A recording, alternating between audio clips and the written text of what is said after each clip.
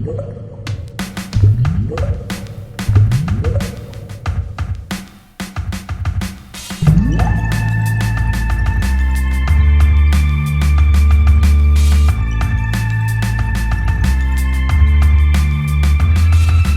everybody, welcome to Board Online, Board Offline. Today we have my buddy Ryan, who is we don't get to game a whole lot, but once a year we get together and have a whole weekend where we board game. We actually just got done yesterday with a massive 10 plus hour game of Twilight Imperium that 6 players.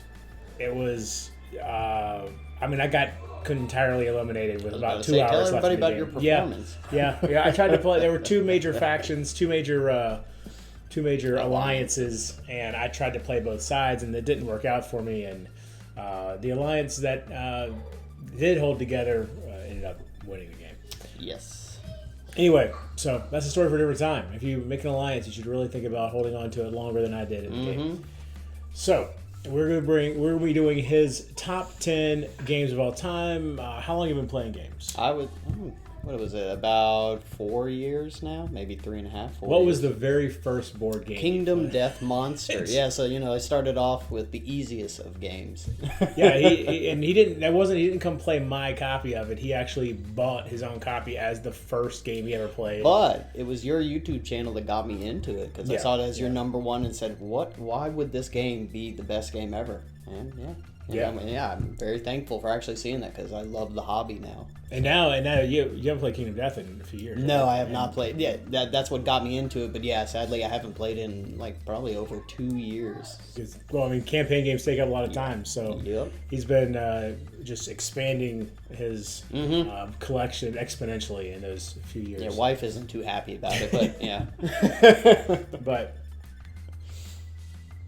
So, sorry, it's early in the morning, so I'm still drinking coffee. Yeah. Still recovering from Twilight Imperium. Yeah. So we're going to get into his top 10 favorite games of all time. And so, let's go and get started. What's number 10? All right, so number 10. And I don't have any idea what this list is. Yeah, that's going to be fun. So, number 10 for me is, I think it's the lightest game in my top 10 from a complexity standpoint, and that would be Nidavellir. Okay, yeah. Yeah, I think that was in your top 10, or it was at least in your top 20, I think. Yeah, it was somewhere. Hold on, let's see. I also think I introduced you to that game. Actually, it was number 45. Way off. Top 50. Anyway, when I put the list together, I was actually surprised with how high I had it ranked, but after thinking about it, it makes sense. It's very easy to introduce. My kids love it. What type of a game would you say it is, though? I'm saying because it's like an auction, but not. Because you're bidding. Yeah, it's almost. because I'm trying to remember when you're playing it, the whole thing is you're upgrading your coins and everything. Yeah, right? but then you're bidding on the coins. So there's definitely some, I guess, auction because you're bidding on them. But it also feels with the way you upgrade those coins, it's almost like you're doing a style of deck building. I know, that's what I was thinking. I was like, but it's not quite deck building. But it's very easy. You can check on BGG. It's a huge hit. I'm saying, actually, and I just got the expansion, which I think is called like Thingamalier or something like that, which adds a lot more stuff you can play with and add to the game. Again, my kids that are 9 and 6 love the game, so it's just something I always go to and play with them. So that was my number 10. Yeah, that one was a lot of fun because he introduced me to that one back at the weekend we had at his house about 6 months ago. Yeah. So because we do it once every 6 months, once my place, once his. But yeah, that Thingamalier. Yeah, Nidavellir. Nidavellir was actually, I was surprised at how, once I saw what it was, I was like, I don't know. It's not complex. This is not what I was expecting, considering how much I've heard people talking about it, and it ended up being a lot of fun. All right. By the way, my number 10, just so you can give them reference. Your in my opinion. Yeah. Cloudspire, which you have not played. Which I have not played. What are your thoughts on playing it? Ryan has very strong opinions on games. I'll admit, to me, that game looks really, really complex. I've heard things about chip theory games where it's really rule heavy. I wouldn't be opposed to playing it, but it wouldn't be my first choice. That's all. Sure. But because I see it sitting over there, so at some point I will play it. I'm told it looks beautiful. I'm saying in person. I'm saying with the neoprene mats and the poker chips. So not a bad choice, but I can't really give my full opinion on it. Cool. So number 9. So number 9 for me is worker placement game, and you'll see that there's a couple of games from this designer that will be in my top 10, this being the first one, and it's Architects of the West Kingdom. I love worker placement games. I love the twist in this game, how it's not like your traditional worker placement game where you have all your workers up front, and then you can go to places that other people have gone to. When you go to a certain place, the more workers you have there, the more benefits you get. I love the fact that you can then, capture other players' workers, put them in jail, get benefits from that. I have all the expansions for it. The designer was Shem Phillips. I love his games. I love the West Kingdom trilogy. Can't wait for what's the next one? South Tigris or something like that is the next one. Raiders of the Lost Ark, the Raiders of the North Sea, stuff like that. So I love their games, and Architects of the West Kingdom was the first one that I got of them, and love it. I got the neoprene mat of it now. Do you have the entire West Kingdom trilogy? I do have the entire West Kingdom. I don't think, because I've never played Viscounts. Never played, Viscounts or Viscounts, whatever it's, but I do have that. I'll give a spoiler. Viscounts is not in my top 10 of the 3 of the West Kingdom. That is my least favorite one. But and this is another game that I play with my 9-year-old. She loves the game. I think we played it when we had the convention at my house. Yeah. And one of my good friends lost my 9-year-old, and he was just shocked with how much she's into the game. She's really good, Yeah. But anyway, so Architects of the West Kingdom is another. That was number 14 on my list. It's really good. Yeah, not bad. You're getting. It's really good. I like that one a lot. I think. Yeah, that was my favorite West Kingdom game as well. So, and my number 9 was Dead of Winter, which you played Dead of Winter, right? That you introduced that to me about the time even before I got Kingdom Death. Laura and I came to your house. You, me, Brandon. That's right. Played it. I liked it when I played it. I think it could get a little old after a while. I don't know if I like the whole. It's not semi-co-op, but I'm saying it sort of is, I guess, because it's got a trader. That's what I'm saying. Yeah, so you don't for sure have a trader, but you might have a trader. Yeah, I mean, it was an interesting game, so I would give it another try, but would it be in my top 10? No. Cool. All right, so number 8 is a newer game. I say newer, I guess, but maybe it's a little year and a half or so old. Oh, sorry. Oh, yeah, number 8 was Dead of Winter for me. Oh, number 9 was Dune Imperium. Which we played 2 days ago and was I won that game, but it was a fantastic experience again. And I look back at it, you won it last time too. I did win it last time. Yeah. Oh yeah, that's right. Yeah. So I'm a 2-time champion. I won't say anything more about Dune Imperium though. Oh, all right. Well, let's. Number 8, continuing on the worker placement train, is Lost Ruins of Arnak. Oh, that's a good one. Now, I would say with that, you have to have the expansion. I think most people say that with regards. Were we playing with the expansion one? Yes, that's where you have the different, the asymmetrical factions, of the people. Because if you don't have that, you're all exactly the same. Okay. Right. So the added little twist of your roles give you special perks. I mean, that adds a layer. They also changed it where the board has different. Tracks like that, that temple track off to the side. You can change that up so it doesn't stay stale. Yeah, I can see how that really helps. Yeah, but I think most people love the asymmetrical, people that you can be because it really adds something to it. Yeah, I definitely would want to play with that whenever I played. I didn't realize that was an expansion. Yeah, no, that was the expansion. I think that's when everyone was like, "Oh, that was the missing link." I'm saying for the game because everyone was comparing that to Dune Imperium, and I think at that point Dune Imperium was probably higher. But then Lost Ruins with the expansion, it's sort of like neck and neck. But Lost Ruins of Arnak, I played it a couple times solo. It's not bad, but obviously with people, much, much better. So I haven't played it as often, but when I have played it, I've really enjoyed it. So when we played it at my house, I'm saying when it was the 4 of us, that was an intense game, I thought. Yeah, that was. Yeah, I like Lost Ruins of Arnak a lot.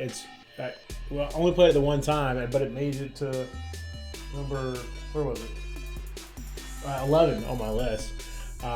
This is another game that I introduced to Baker. Yeah. My list is as heavily influenced by games he's introduced me to. I think you'll find his list is less influenced by games I've introduced him to. But yeah, Lost Ruins of Arnak is definitely for one thing, the artwork is really compelling, really fantastic in the game. So that's the thing that stands out the most to me actually after I play. But But having all those different choices and like you said, with the temple track or whatever it's called, all that stuff provides a lot of really cool choices when you're playing. So I do think the art plays a huge part into it. I'm saying, like, when people do that comparison of Dune Imperium to Lost Ruins of Arnak, which, again, spoiler, I do love Dune Imperium.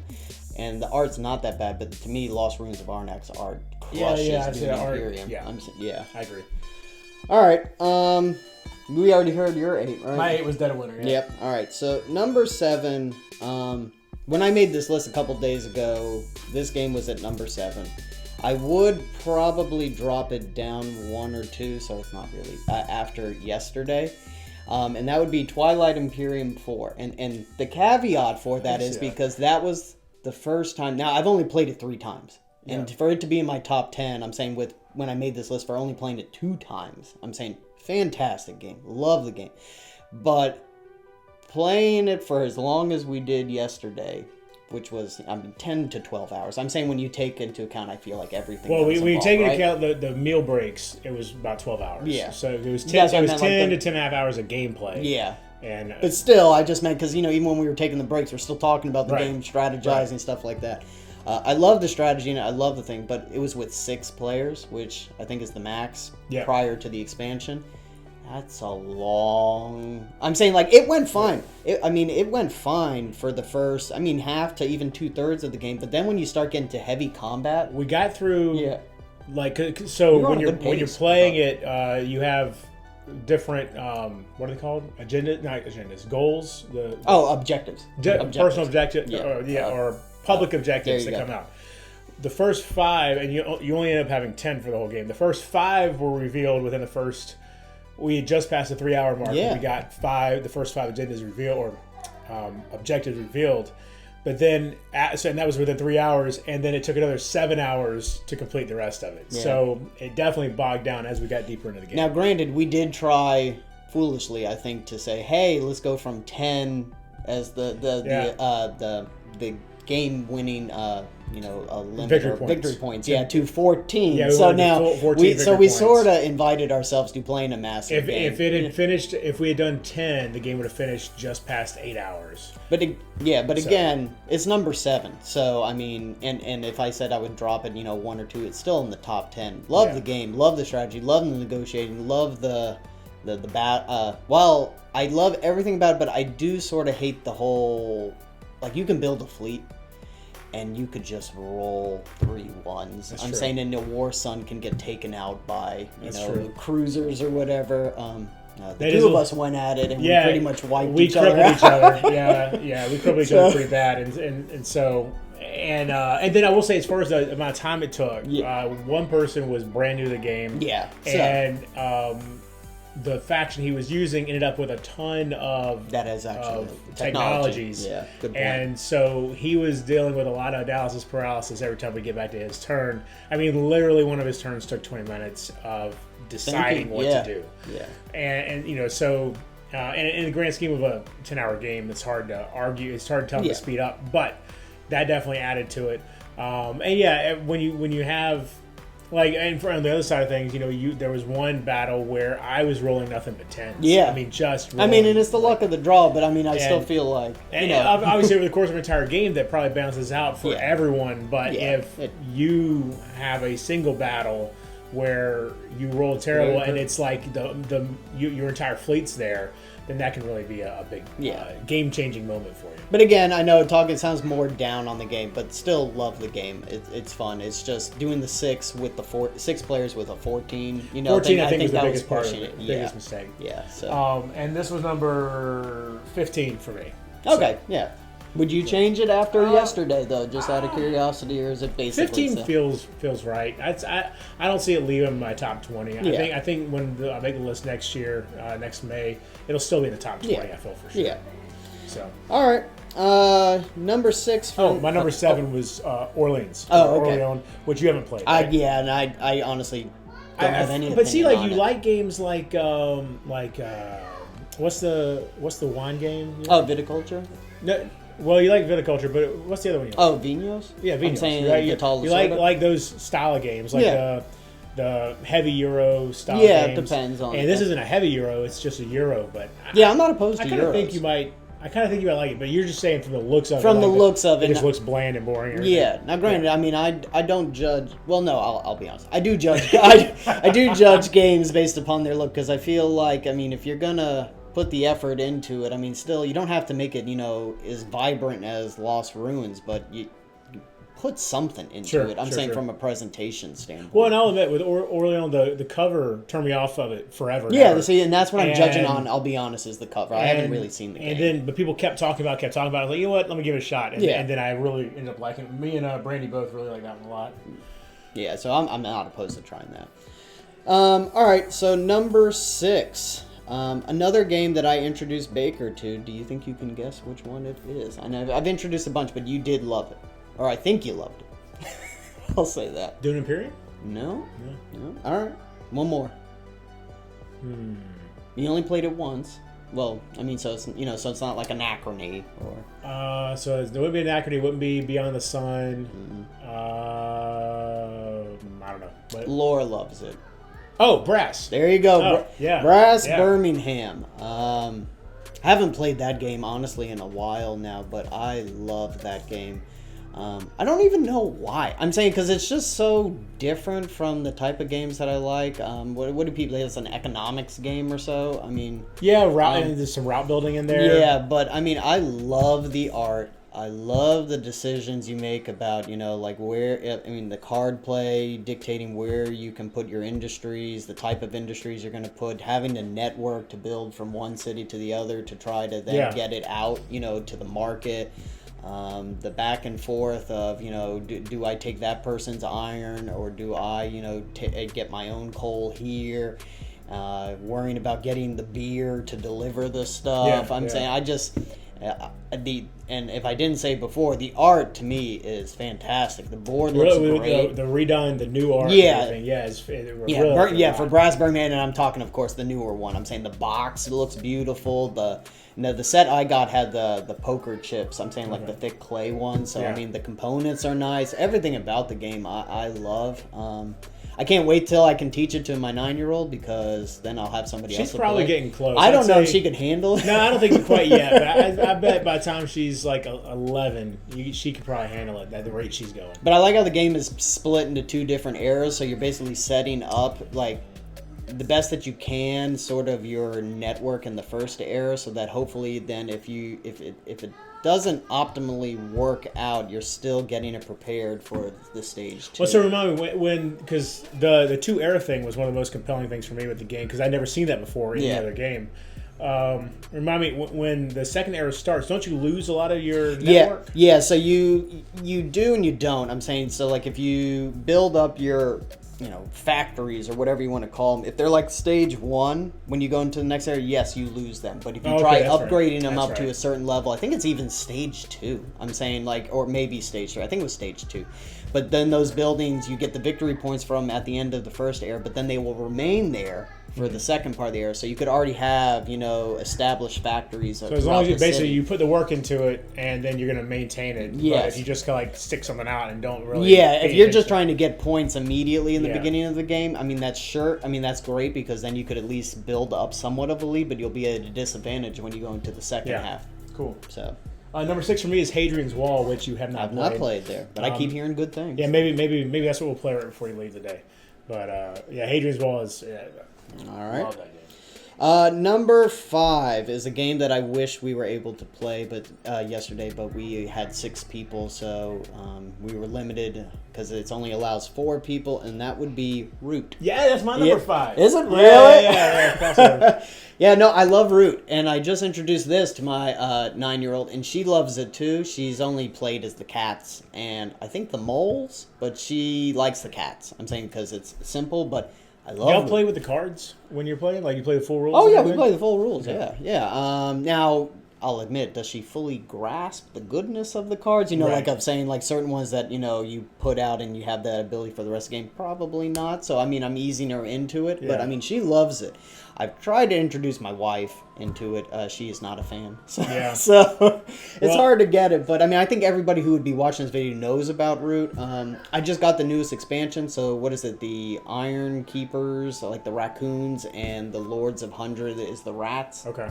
I haven't used those yet. I'm excited to do that. But again, with trying to get my 9-year-old into it, I was like, I'm not going to do some crazy faction yet. So I've been just the Eerie. But again, for people that aren't aware of Root, asymmetrical factions, going at it. It's a war game, but set into, like a foresty, environment where it looks cute, but really it's not. I'm saying from, right. Behind the game. I just love Root. I mean, and you do too, because it's number 5. Yeah, and I've got the base game, and I've got the Underground expansion, and then Clockwork. And we played it at your house last time. And we introduced Robbins, I think, too, right? Yeah, and was Phil there? No, because Phil so does we only not played a like it. game of it. Yeah, that was intense. And I was the Woodland Alliance, and the moles. Of course, when you're playing a game like that, where there's so many different rules, with so many different. Where each faction is so different dynamically, then it's hard. Even when you say out loud to the new person, "Hey, this is something that could happen," they're not going to fully understand it. And so then when I blew up the new guy's faction with the Woodland Alliance's ability, it became a little intense. So, but that was neck and neck, though. That was neck and neck all at the end. Yeah. So Root. Well, look at that. We were able to have one crossover. There you go. All right. So we had an issue with the camera. We're back, and it's time for number 4. Yes, yeah. We finished Root being number 5, right? Mm-hmm. Yep. So number 4, PAX Pamir 2nd Edition. Love the game. It's a hard teach for newbies, but I'm saying once you get past the learning curve of it, I think the game is fantastic. And the biggest one for me, one of the biggest things with it that I think makes it so difficult to initially understand is all the way everything is multi-use. Like the cards have multiple uses, and then with the pieces, it means one thing was standing up, one thing was laying down. So all that definitely. But the strategy, the planning you need to do in that game, I think it is a ton of fun, in which adds the greatness that is to PAX Pamir. But the component, to Baker's point, the component quality I think is outstanding. I love the fact that the board is a cloth. I'm saying talk about just it's really cool. There. Yeah. But the game is. The rules are tough, but once you get past that hurdle, I mean, it's so much fun there. I'm saying that it's a back and forth with your opponents. I'm saying, like, which cards do I want to get? Which legions do I want to stay with? Because, again, you're not really loyal to one particular faction. Yeah, there's 3 factions, the Afghanistan, Russian, and the British. Trying to take control of Afghanistan, basically, in like the 1800s, I think, is the story. And you can play up to how many people? I think up to 5. Up to 5. So no one person is one faction. Those factions. There's always 3 factions, no matter how many players there are. And there's multiple ways to win. I'm saying if you're the faction that you're aligned with happens to be the dominant faction when you have the scoring checks. So basically in the middle of the game, there's certain times where you divvy up basically points based upon how the board is laid out.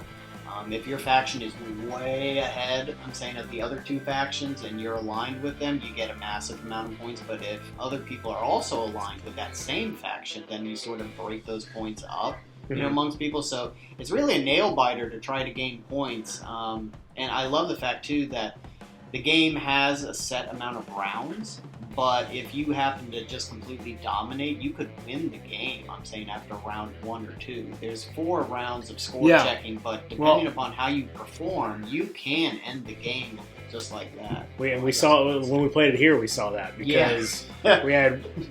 I don't remember how it happened, but basically 3 of us scored 1 point each, and then one guy got 5 because it was enough to get the margin of 4. That if you in a score check, if you are ahead by 4, then you automatically win the game. It's a mercy kill. Yeah. So PAX Pamir, number 4. All right, and my number 4, by the way, was Sleeping Guides, which is we discussed all this when we thought the camera was recording, but we'll briefly touch on it again. basically not a favorite of yours. No, it is not. I'm saying I gave it a shot. I went through the motions, but no, I would not want to play Sleeping Gods again. I know a lot of people love it, but it's just not my cup of tea there. And we talked about it earlier, but it's more narrative. Yeah, I'm saying what I prefer. Like basically what I've realized, because I love games that have the narrative stuff that they really add. For me, it adds to the theme and everything. But we've realized that when we're playing that, for Ryan, if you have too much reading during the game, like story during the game, it breaks the game up for him and is not as enjoyable. Yeah. So anyway, Sleeping Gods is my number 4. All right, what's your number 3? My number 3 is I was surprised because I thought it would be a little higher. I know it's only number 3, so I'd only could go 1 or 2. But is Paladins of the West Kingdom, my all-time favorite Shem Phillips game, the best game in the West Kingdom trilogy. It's not even close. I know I had Architects as 8 or 9 or something like that, but the gap in between, to me, I love Paladins. I have the expansion. I love the choices that exist in that game. For people that don't know about Paladins of the West Kingdom, it's a worker placement game, except you share your workers. There's a community worker pool that you're pulling from, but the workers have different colors. Based upon the colors dictates where they can go onto the board and the actions that you can do. One of the knocks I know in the game is that people say it's a multiplayer solitaire game, and some aspects of it is that way, but there are tracks that you're also competing on with your opponents. So, there is a bit of interaction because there are spaces that you might want to take that another player takes, and it prevents you from doing what you can't. But the amount of choices in that game, you can definitely have analysis paralysis when you play that game. But I love it. So I've only played Paladins once, which was not this last year at your house, but 2 years ago. Yeah. And I loved it when I played it. It's down to 57 for me now because I haven't played it in forever. But I keep wanting to pull it off the shelf, but I don't want to go through that rule book. I'll admit, yeah. So I think I just need you to teach it to me again. Yeah, and I got the expansion. I got the expansion box for it. I love that game, and I can't wait for Riley, my 9-year-old, to be able to play it. She loves Architects, but she can't do Paladins. I'm saying right now only because there is a step up. It's definitely a step up in complexity for sure. So number 3, Paladins of the West Kingdom. My number 3 was Mage Knight, which that's a game that you and I have got to play, but we can't play it with multiple people. Like, Mage Knight is not one that I really ever want to play with more than 2. Maybe, I keep saying maybe I'm going to get my game group to play it with the 3 of us, but there could be a lot of downtime, a lot of analysis paralysis. I thought it was mostly a solitaire game. It's very, very popular as a solitaire game, okay. And most people don't play it, as far as I know, with multiple players. But it can be played with 2 players. There is a player versus player combat in there, but even if I played it with multiple people, I don't think I'd use that. Because you can choose not to use that. But yeah, so Mage Knight. All right, number 2. Number 2. Finally. Dune Imperium. There it is. Yeah, see, it's Dune Imperium and Paladins that go back and forth. And I'll admit at this point, I've been playing more Dune Imperium recently, so that's why it's ahead of Paladins of the West Kingdom. But Dune Imperium, it's not going to come to a shock to people, is a fantastic game. It really is. I'll admit, I'm usually the type of person that when I see a game get really hyped up, I sort of am like, it really can't be that good. The hype is real. That's what I keep saying. Like when we showed one of your buddies last night, right? Or had everybody play? Yeah, Tyler had not played it. I'm saying, and the first thing I said is the hype is real. Yeah. That game is really simple to me from a rule standpoint. You play a card, the card says where you can go, you put the worker there, you get the benefit. In the grand scheme, that's it. There is deck building to it because you're going to change up your cards. Yeah. But the complexity of the game is, what action are you going to do? Which card am I going to play? Am I going to play of choices? Am I going to play the card to go to this spot, or do I keep that card because the cards are multi-use to keep the points or the influence points to then spend on a different card? Do I go for the combat? Do I go for the faction track to get an alliance? There are so many options and so many things. The game we played last night, 4-player, it was intense. Getting victory points is not easy. And there was this one round, not going into details, where I could have won the game flat out, gotten 3 victory points, but just one move, one person did ahead of me that just prevented it. And then we went like 2 or 3 more rounds, and you ended up winning it. And, I mean, I grabbed 3 points in a single round. Yeah. And that's what ended up doing it. I mean, and I got the upgraded. It's the only game that I ever upgraded. I'm saying, so I got the minoatures up. I really liked having those miniatures. Instead of the little really added a little something to it. Yeah. So. Number 2, Dune Imperium. Gloomhaven was my number 2, which you own but have never played. I got to teach you that game at some point. I'll be honest. I'm going to go down the path of the Jaws of the Line. Or yeah, something. Well, that's another good way to do it. Yeah. Because there's very little. There's very, very little. All the complexity that is added to Gloomhaven is more in between the scenarios stuff. I've heard the setup, like with Jaws of the Line, is so much easier because the book versus the tiles. But I got a good method that I've got for organizing the tiles, which I don't know if I've shown you before, but I'll show it to you. And my setup now, before I organized it this way, was a good. It basically cut it in half doing it this way. So. All right. And so number 1. Can you guess it? You're not going to be able to. I was shocked, I'll be honest. I'm saying this game would have been, I figured in my top 3, but I was surprised it ended up being my top 1. And the reason why I say I'm surprised is because I did the Pub Meeple ranking. So we already said Brass, we already said Dune. Marvel Champions? You guessed That's it? Oh, wow! Nice! Yes, I know, yes. Nice. Marvel Champions is my number 1 game, and I know I showed you it. Yeah. You weren't a fan, and I get it, because it's a certain type of game that you have to like. But, yes, Marvel Champions is my all-time... Number 101 for me. Yeah, I get it. First off, I love the Marvel world. When I was younger... I collected the X-Men comics and stuff like that. And I know that they weren't, Marvel Champions isn't really in the X-Men characters yet, but come August, September, they will be. So I'm very excited for that. Yeah, that's cool. But I love it. I love how you can have all the different characters. I'm saying they're all Avengers right now. Spider-Man, Captain America. You can take Miss Marvel, who haven't seen the show, but I love her in the game. But I mean, I don't know. I mean, I usually play it solitaire too, but I usually do 2 heroes. But I love the deck building aspect of it. I love the different villains. You can face Thanos, you can face Loki, you can face Rhino, Green Goblin, Demon Goblin now they made. But just the amount, I have every card. It's easy to set up. I'm saying there's stuff on the internet where you can randomize your stuff and have a card, like a deck list made out. Like take this character and this character, use these aspects of it. I mean, from the complexity of the game, it's very simple. Spend a card to pay for another card's action if it has a cost to it. I'm saying so every card is a resource. So it takes away some of I feel like the complexity of Arkham Horror and Lord of the Rings. Basically, Lord of the Rings, the card game, was the starting place. Then it went to Arkham Horror, and then it went to Marvel Champions. I'm saying, like, in the way that they built the games. Yeah.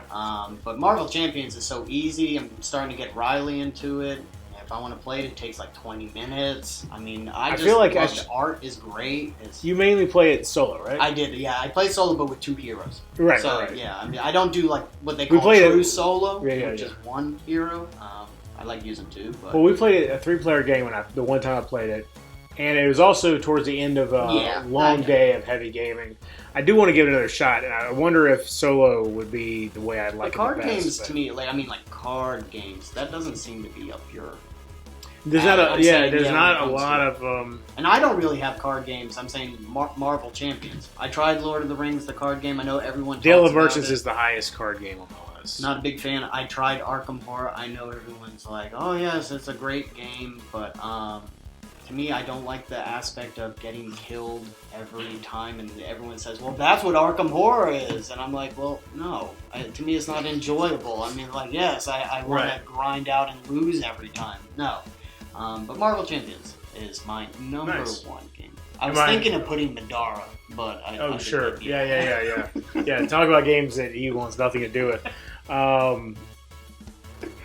Kingdom Death was my number 1. Where's Kingdom Death on your list? That's what I wanted you to ask. Now, first off, before I tell you where it was on my list, did you think it would be in my top 10? No, I didn't think it would be in my top 10. I mean, because you haven't played it in like 2.5 years. It's number 15. Oh, okay, that's respectable. I'm saying, so it's in my top 20. That's respectable. Yeah. I have nothing against Kingdom Death. It's in my top 20, but to Baker's point, I haven't played it in a couple of years.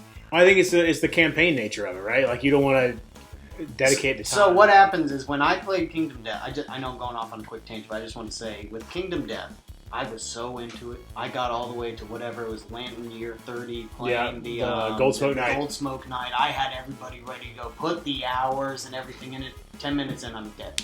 And so the entire campaign, the entire time spent, I couldn't. And that was the last time you touched Kingdom Death. Yes, that was, So I was like, I need a break, and then that break has slowly grown and grown and grown. But you just keep getting more games now. So. Well, there we go. That's Ryan's top 10 favorite games of all time. And real quick, go through 11 to 14. Yeah. What comes between Kingdom Death and the top 10? Yep. So Scythe was number 11, which I'll be honest, I'm a little surprised it's 11 because I would say it should be lower. But it's 11 because I used to really love it and play it, but I get worse every time I play it. Scythe is 124 for me as well. Yeah, it's really fun. But I played a lot. I wore it out, basically. All right. Raiders of the North Sea, so another Shem Phillips game. Okay. I haven't played that one. Number 13 was On Mars. So I have not played that in a while, but On Mars, he has the highest Vital Lacerda. It's number 74 for me at this point. We only played it that one time. Yeah. So, I mean, I'm not going to criticize you for that. Number 14 is Anachrony. Where was that? That was in my top 50. Yeah, number 40. Yeah. I love Anachrony. I'm just going to say, but man, setting that game up. It's a beast to set up, and it's a beast to teach. Yeah. And like for me, because I've only played it twice, and both times it was a year, so it's a year in between each play, and so basically you got to reteach it to me every time I play it. Yeah. But wait, and then Kingdom Death. I'll go quick without comments. Okay. Nevada City. Okay. Wingspan 17. Beyond the Sun 18. The Gallerist 19, and Viticulture 20. Okay, I'm saying, so that's my top 20. Where was Viticulture? Viticulture is number 50. But I will tell you, a game that is moving up on the list, so prepare for next year, is a simple little game called Furnace. That is number 24. I really want to play that. It's a fun game. It really is. It's a quick game, fun, and surprisingly, my 6-year-old is pretty good at it. Really? So yeah, I thought it was more complex than that. I know, but at times I'm like, wait a minute, you can't do that? Yes, I can. All right. Wow. All right.